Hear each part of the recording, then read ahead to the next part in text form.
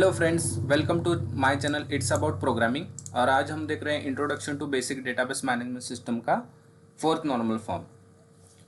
तो इससे पहले हम क्या देखते हैं कि फोर्थ नॉर्मल फॉर्म में लाने से पहले हमने कौन कौन से नॉर्मल फॉर्म्स देखे और उसमें क्या क्या कंडीशंस थी। ठीक है, तो पहले तो हम फर्स्ट नॉर्मल फॉर्म ने हमने देखा कि मल्टी वैल्यूड एट्रीब्यूट नहीं होना चाहिए, यानी कि एक ही रो में मल्टीपल वैल्यूज़ नहीं होनी चाहिए। सेकेंड नॉर्मल फॉर्म ने हमने क्या दिया, पार्शियल डिपेंडेंसी होनी नहीं चाहिए एट्रीब्यूट में। थर्ड नॉर्मल फॉर्म में हमने क्या देखा, ट्रांजिटिव डिपेंडेंसी नहीं होनी चाहिए। उसके बाद बॉयस कोड नॉर्मल फॉर्म हमने देखा। उसके बाद हमने क्या देखा, अभी देख रहे हैं कि बाबा फोर्थ नॉर्मल फॉर्म क्या होता है। तो पहले तो फोर्थ नॉर्मल फॉर्म की डेफिनेशन हम देख लेते हैं।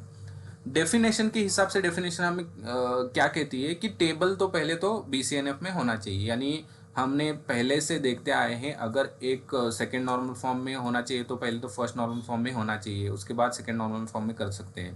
थर्ड नॉर्मल फॉर्म में करने के लिए पहले वो टेबल सेकेंड नॉर्मल फॉर्म में होना चाहिए, उसके बाद थर्ड नॉर्मल में कर सकते हैं।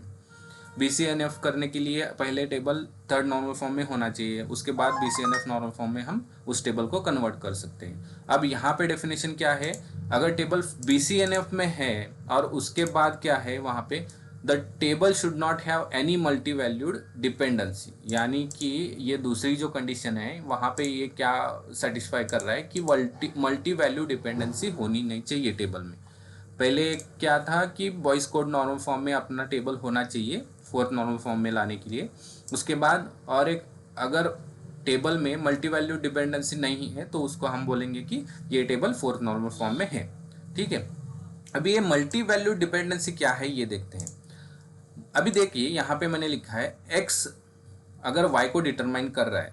ठीक है, तो अगर ऐसा भी हो सकता है कि हमारा x1 है, मेरे पास x1 है, ठीक है, और यहाँ पे y1 और y2 है, यानी कि यहाँ पे मैं क्या कर रहा हूँ, x y1 को भी डिटरमाइन कर रहा है, x y2 को भी डिटरमाइन कर रहा है। ठीक है, ऐसे बोल सकते हैं। तो इसको क्या बोलते हैं हम, multi valued attribute, multi valued dependency, यानी मल्टीपल वैल्यूज सिंगल डिटर्मिनेंट पे डिपेंडेंट है। ठीक है, इसको बोलते हैं मल्टी वैल्यू डिपेंडेंसी, यानी x डिटरमाइन y1 को भी करता है, x1 डिटरमाइन y1 को भी करता है, x1 डिटरमाइन y2 को भी करता है, तो इसको बोलते हैं मल्टी वैल्यू डिपेंडेंसी।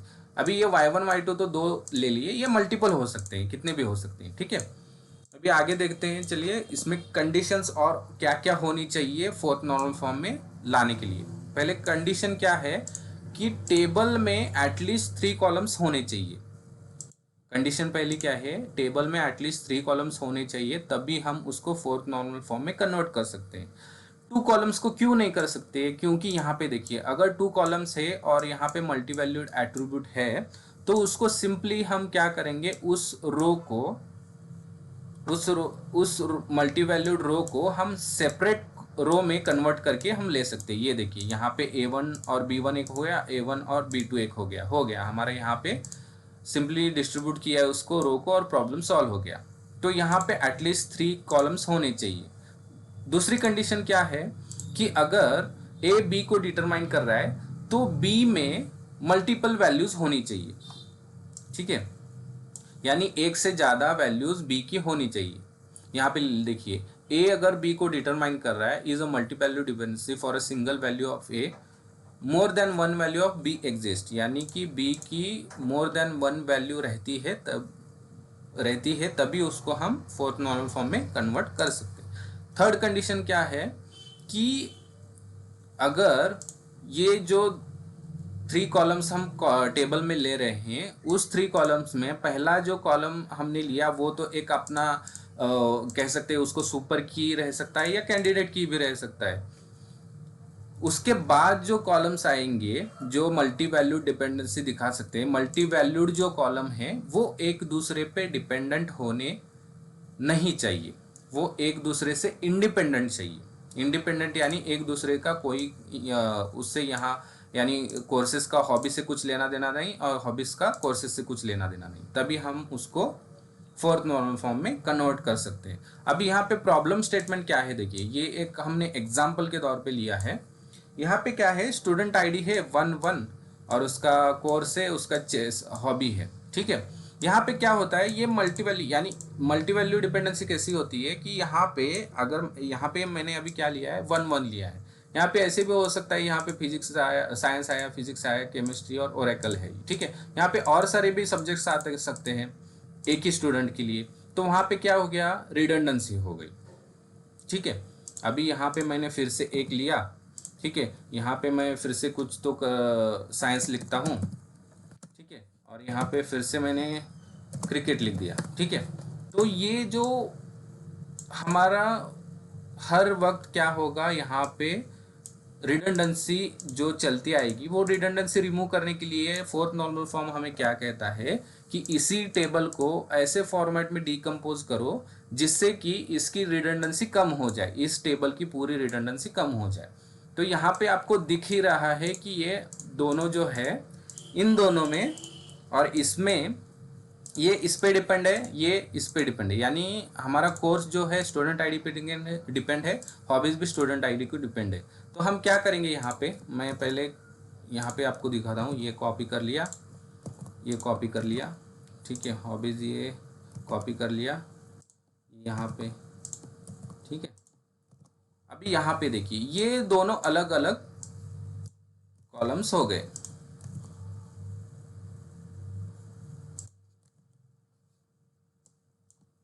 ये देखिए यहाँ पे मैं कर देता हूँ, तब देखिए क्या होता है, ठीक है। अभी देखिए, अब क्या हो गया, यहाँ पे मल्टी वैल्यूड एट्रीब्यूट को हमने दो टेबल्स में डिस्ट्रीब्यूट कर दिया, तो यहाँ पे क्या हो गया, आपकी रिडंडेंसी रिमूव हो गई, ठीक है। और यहाँ पे क्या है, यहाँ पे ये टेबल जो है ये स्टूडेंट आईडी से यहाँ पे लिंक है, और ये मेन टेबल इस स्टूडेंट आईडी से यहाँ पे लिंक है। तो हमें आराम से इस, अगर एक स्टूडेंट आईडी को ले सकते हैं तो इस सब को हम एक्सेस कर सकते हैं। तो यही होता है कि मल्टी वैल्यूड एट्रीब्यूट में कैसे उसको डिकम्पोज करके दो टेबल में लाना चाहिए। तो यहाँ पे तो मैंने सिर्फ सिंपल सा एग्जांपल लिया है, और भी बहुत तरीके से यहाँ पे एग्जांपल्स आ सकते हैं। यहाँ पे 3 कॉलम्स भी हो सकते हैं, 4 कॉलम्स भी हो सकते हैं, उसको डिस्ट्रीब्यूट करके हम ऐसे मल्टीपल टेबल्स में डिस्ट्रीब्यूट करके उसको फोर्थ नॉर्मल फॉर्म में ला सकते हैं। अभी ये हमारा जो टेबल आ गई, ये दोनों हम कह सकते हैं कि ये दोनों टेबल हमारे फोर्थ नॉर्मल फॉर्म में आ गए, ठीक है। तो इसके स्टडी के लिए आप क्या कीजिए कि रिलेशनल टेबल में जो रिलेशन आते हैं, फंक्शनल डिपेंडेंसीज को सॉल्व करने की कोशिश कीजिए। एक टेबल लीजिए और टेबल में जो फंक्शनल डिपेंडेंसीज के क्वेश्चंस आते हैं उनको सॉल्व कीजिए।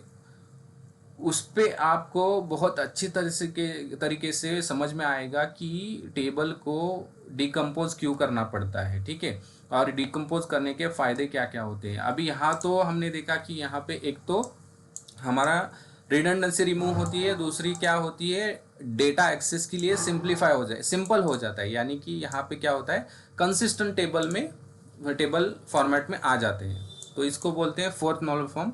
नेक्स्ट वीडियो में हम देखेंगे कि फिफ्थ नॉर्मल फॉर्म क्या होता है, ठीक है। और उसके बाद मैं क्या करूँगा कि इन सारे नॉर्मल फॉर्म्स का एक ही वीडियो में बता दूंगा कि शॉर्ट में ये कैसे वर्क करते हैं, ठीक है। और उसमें एक प्रैक्टिकल भी लूँगा जिसमें कि first normal form to fifth normal form हम कैसे कैसे टेबल को डिकम्पोज कर सकते हैं, ठीक है। तो फिलहाल के लिए इतना ही। अगर आपको ये चैनल अच्छा लगा तो प्लीज़ सब्सक्राइब कीजिए और आने वाले वीडियोज़ को देखते रहिए, ठीक है।